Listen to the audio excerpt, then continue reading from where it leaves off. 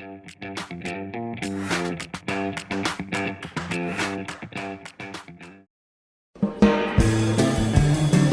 English learners. Welcome back to another podcast here with us at English Pod. My name is Marco. And I'm Erica. And today we have an advanced lesson for all of you and a very good one because we're going to be talking about a very serious topic, global warming. That's right. And, even though most people agree that global warming is a big problem, there's still this sort of fringe element of people who believe that actually global warming doesn't exist. Exactly. So that's what we're going to be looking at today. But before we tell you more or less what the dialogue is about, let's take a look at some words in vocabulary preview. Vocabulary preview. We're going to look at two words here, and you'll hear both of these in the dialogue. So the first one is polar ice caps. Polar ice caps. Polar ice caps. So when we talk about polar ice caps, polar is... like the poles. The poles, right? The north and south poles of the Earth. Okay, so the extreme... the top and bottom. The top and bottom of the planet. Yep. Okay, and what about ice caps? So the polar ice caps are masses of ice that live or that exist on the top and the bottom of the world. We have these big chunks of ice that are on the top and the bottom of the planet. Yes, they're there all year round. Okay, so these are the polar ice caps. What about our next word? Well, next word is endangered species. An endangered species. An endangered species. Okay, so endangered species. It's a type of animal that is at risk of completely dying out. Okay, so it's not completely extinct. Right. So there's still... it's in danger. Okay, in danger of. Yeah. So an example of endangered species would be... the Bengal tigers. Okay, the tigers or the pandas, right? Or maybe gorillas. Right, so all of these animals, there are very few of them left in the world, so they are endangered species. Okay, so with that, I think we're just about ready to turn to our dialogue. Now, here we're going to learn a lot of language that you can use when you want to make an argument or express your point of view in a very sort of academic way. But Marco, what are we arguing about here? So we're going to listen as a college professor is lecturing about global warming and, well, one of the students doesn't really agree with what he's saying.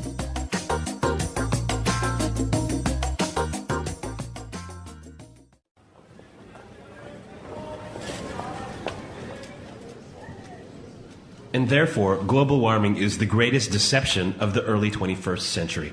Questions? Yeah. In the lecture, you said there's more evidence in the scientific record supporting global cooling? Well, yes. Essentially, the historical record supports a theory of climate cycles.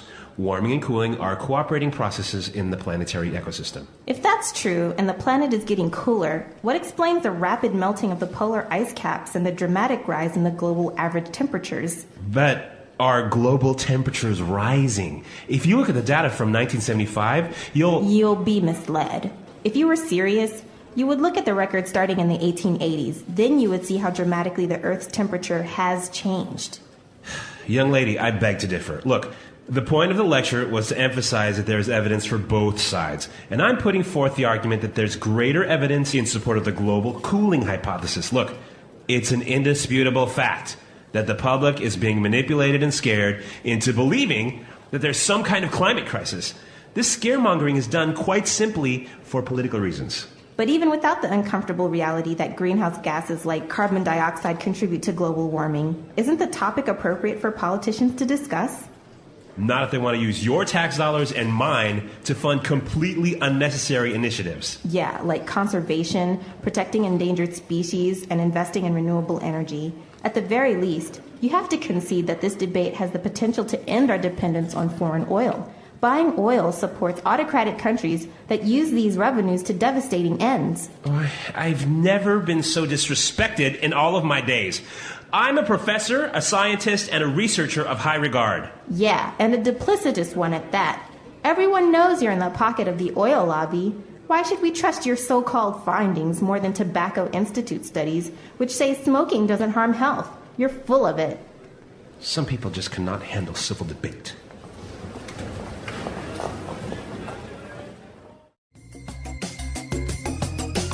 All right, so apparently this college professor is not very truthful in what he's saying, right? Well, yeah, maybe he believes it, but they certainly have very strong and differing opinions. So that's the interesting part, is that we heard a lot of language that she used to argue her point of view. So this is interesting, and we can start now looking at some of this language in Language Takeaway. Language takeaway.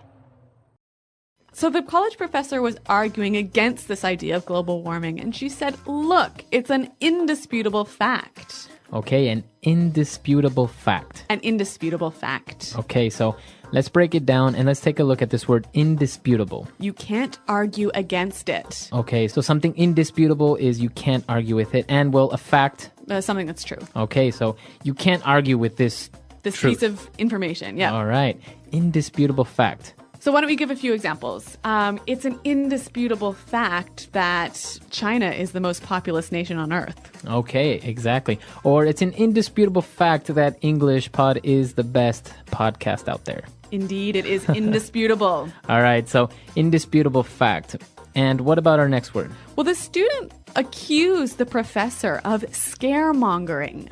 Scaremongering. Scaremongering. Okay, now this is kind of a strange word, scaremongering. Yeah, and I think some examples will help us to understand the meaning a little bit better. Example 1. Software flaws are not the same as virus attacks, and saying otherwise is just scaremongering. Example 2.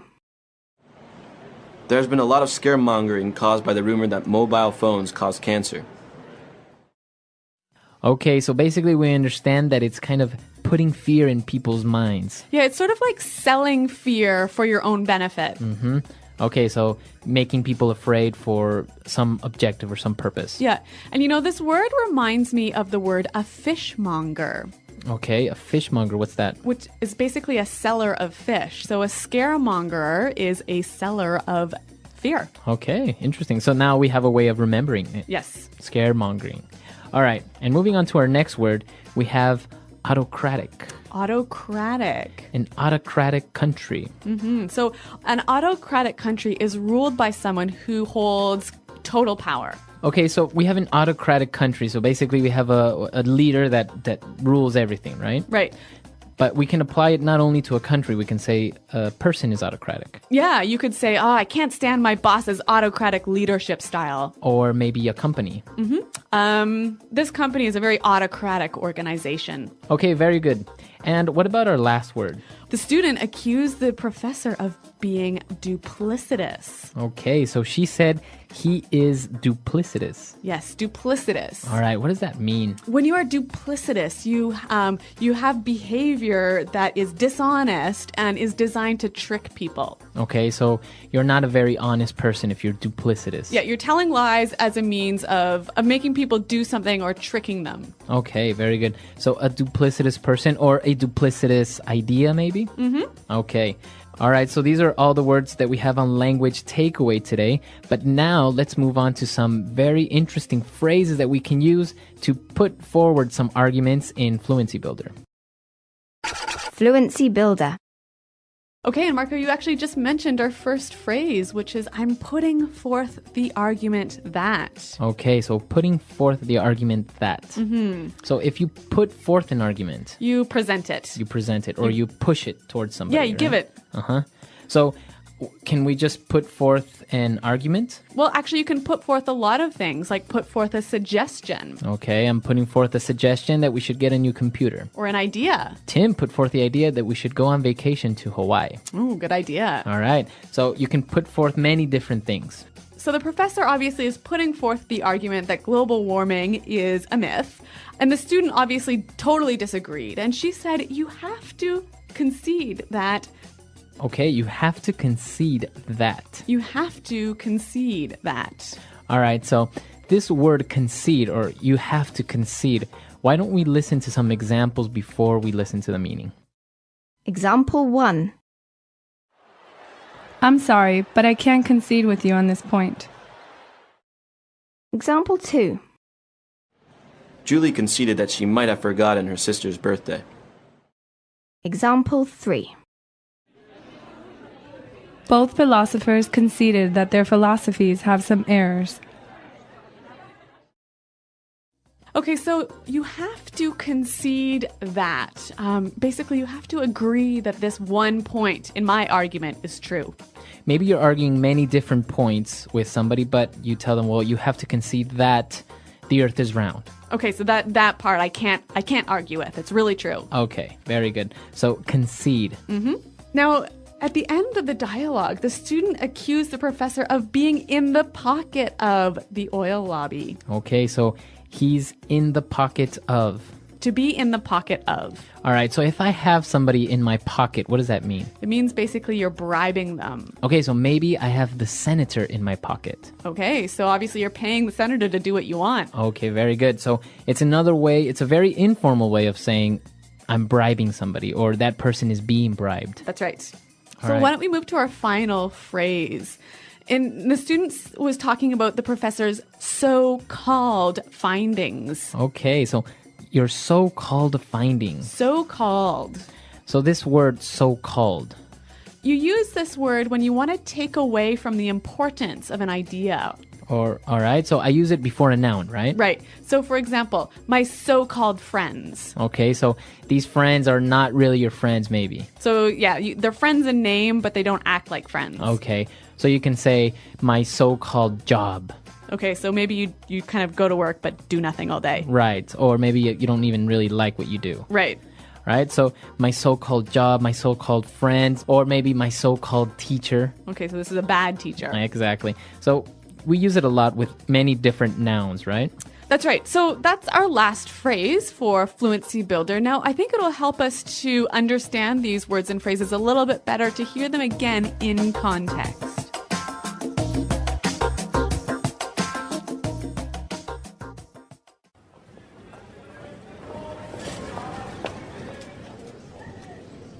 And therefore, global warming is the greatest deception of the early 21st century.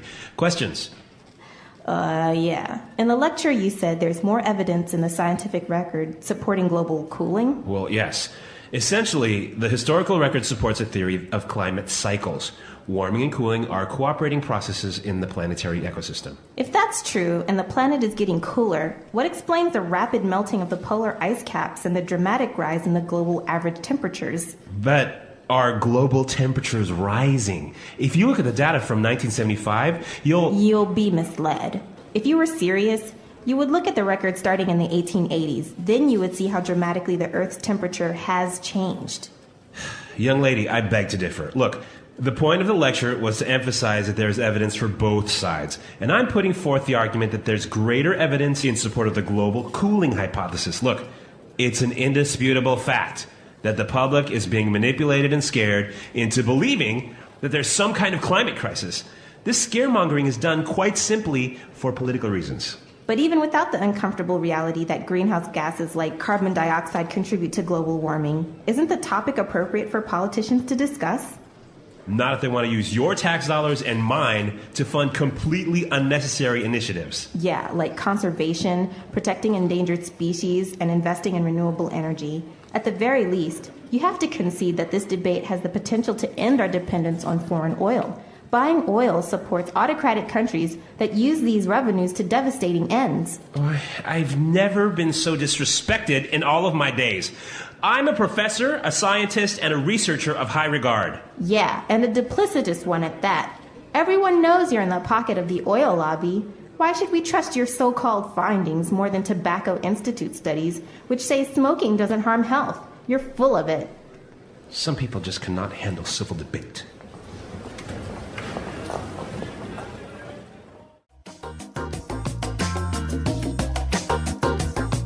All right, very good. So, interesting ways of putting forth arguments, and well, it's an interesting topic and very controversial, right?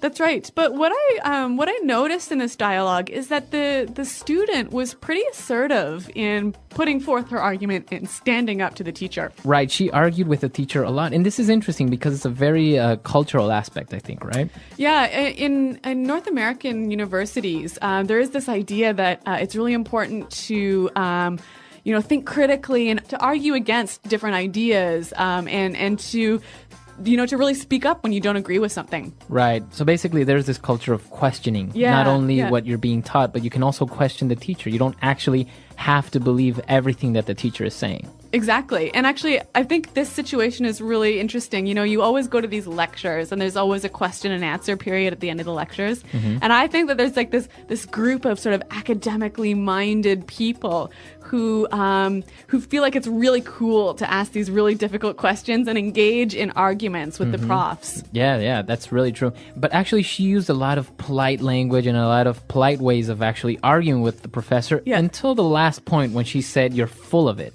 Yeah, you're full of it. Right? You're full of it. So what's she saying here? All right, she's basically saying that you're full of shit. Marco.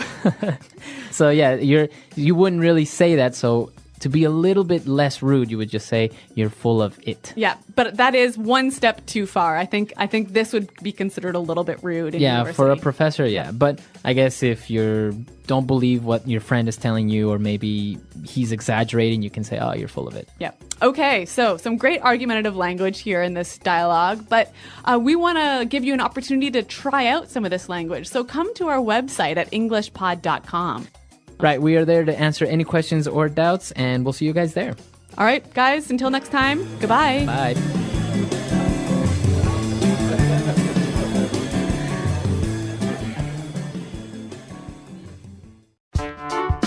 The English Pod Audio Review. Listen to the meaning, then say the vocabulary word. The increase of the world's temperature due to pollution. Global warming.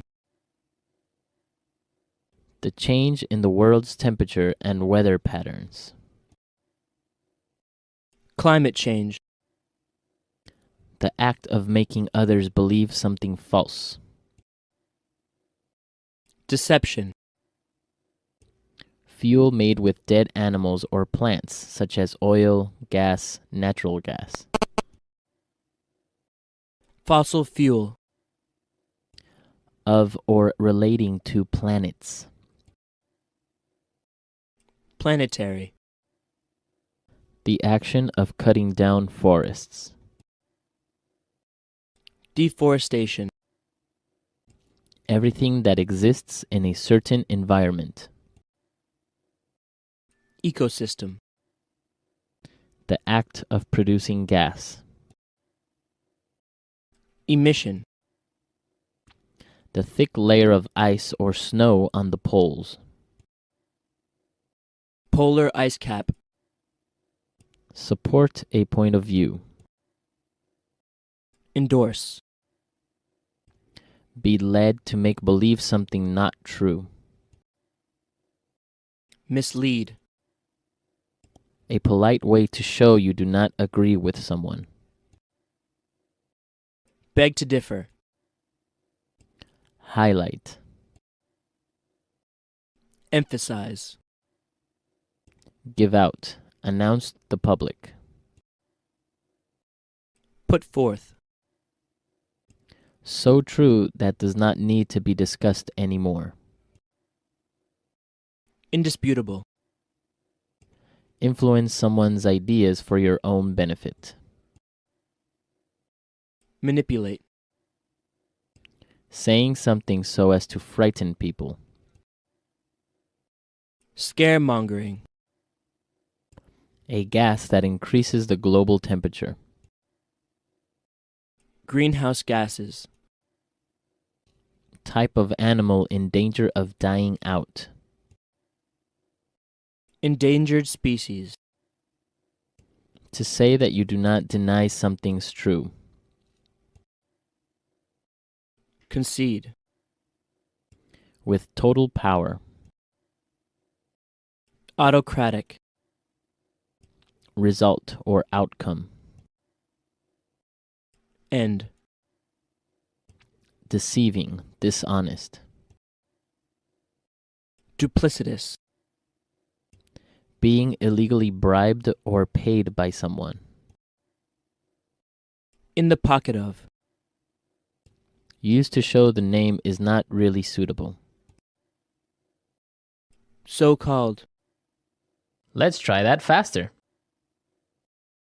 The act of making others believe something false. Deception. Type of animal in danger of dying out. Endangered species. So true that does not need to be discussed anymore. Indisputable. Result or outcome. End. The thick layer of ice or snow on the poles. Polar ice cap.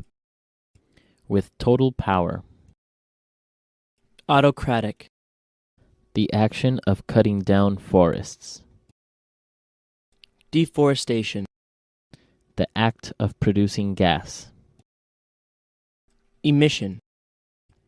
Be led to make believe something not true. Mislead. Saying something so as to frighten people. Scaremongering. Give out. Announce the public. Put forth. The change in the world's temperature and weather patterns. Climate change. Highlight.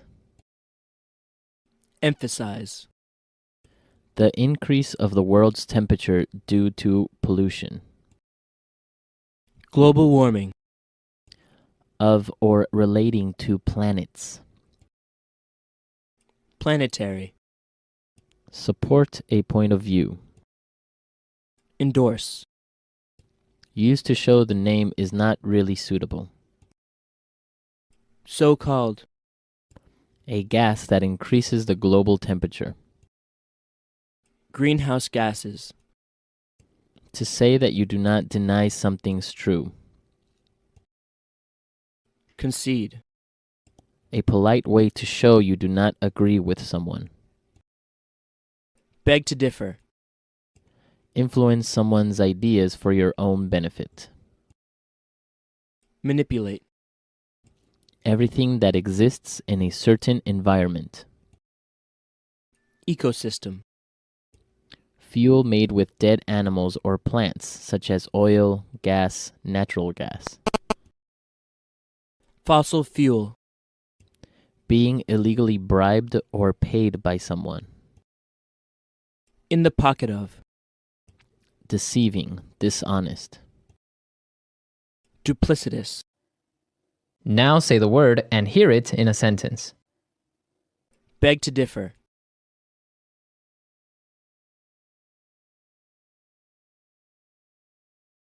You said money is the most important thing in life, but I beg to differ. In my opinion, the best things in life are free. Beg to differ. Most people believe that the internet is giving us greater freedom of expression. I beg to differ. Beg to differ.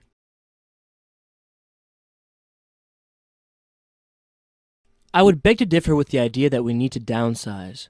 If we just reorganize our system of communication, we could optimize efficiency.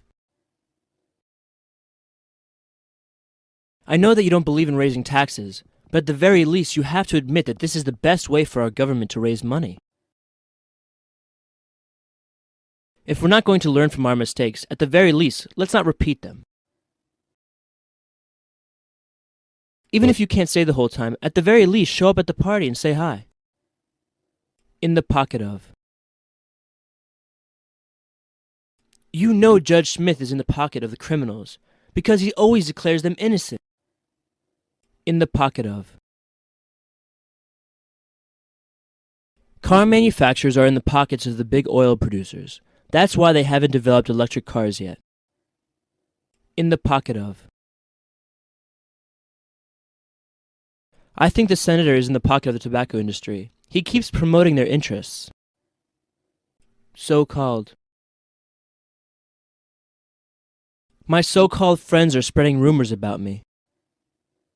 So-called. This so-called cost savings plan is actually costing us more money. So-called. The so-called disaster actually opened up a lot of opportunities for us. You're so full of it. You've never been to the moon.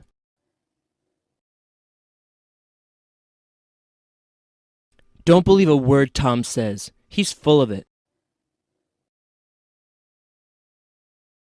I think this argument is full of it. There is no way that the global temperature is getting cooler.